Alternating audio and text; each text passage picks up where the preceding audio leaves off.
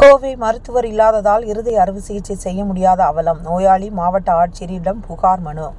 கோவை பீளமேடு பகுதியை சேர்ந்தவர் சரண்யா. இவரது கணவர் கார்த்திகேயன் அப்பகுதியில் ஆட்டோ ஓட்டி வருகிறார்.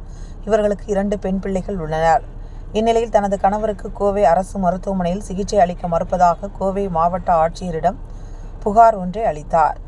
இதனைத் தொடர்ந்து சரண்யா தெரிவிக்கையில், கடந்த 3 ஆண்டுகளாக தனது கணவருக்கு இருதய பிரச்சனை இருந்து வருகிறது. கோவை அரசு மருத்துவக் கல்லூரி மருத்துவமனையில் இருதய பிரச்சனை தொடர்பாக மருத்துவரிடம் காண்பித்தும் என்ன பிரச்சனை என உறுதிப்படுத்தாமலே மாத்திரைகளை கொடுத்து வந்தனர். மாத்திரை சாப்பிட்டால் சரியாகிவிடும் என்ற நம்பிக்கையில் சாப்பிட்டு வந்தோம். ஆனால் நோய் சரியாகாமல் மூச்சு விடுவதில் சிரமம் ஏற்பட்டு ஆக்சிஜன் வைக்க வேண்டிய சூழ்நிலைக்கு வந்துவிட்டோம்.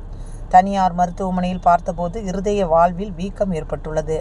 அதனால் வால்வு மாற்று அறுவை சிகிச்சை செய்ய வேண்டும் என மருத்துவர்கள் அறிவுறுத்தினர். தொடர்ந்து இது குறித்து அரசு மருத்துவமனை மருத்துவர்களிடம் தெரிவித்த போது அங்கு இருதயத்திற்கு சிகிச்சை அளிக்க மருத்துவர்கள் இல்லை என தெரிவித்துள்ளனர்.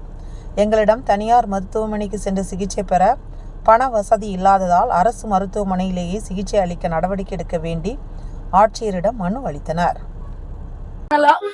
முடியாத இவரை கூப்பிட்டு நான் எங்கெங்க சுத்த முடியும்? கூப்பிட்டு போற நேரத்துல ஏதோ ஒண்ணு ஆச்சுன்னா இவங்களே பொறுப்பு. ஜிஹெச்ல டாக்டர் இல்லைங்கிறாங்க. அந்த ஆபரேஷன் பண்றதுக்கு டாக்டர் இல்ல. அது ஏன் அந்த மாதிரி பண்ணாங்கன்னு தெரியல. மாத்திரை கொடுத்து அனுப்புறாங்க. அந்த வீசிங் வந்து ஆக்சிஜன் வச்சு மாத்திரை மட்டும் கொடுத்து அனுப்புறாங்க. 3 வருஷமா எங்களை அலக்கடிச்சது மட்டும்தான் மிச்சம்.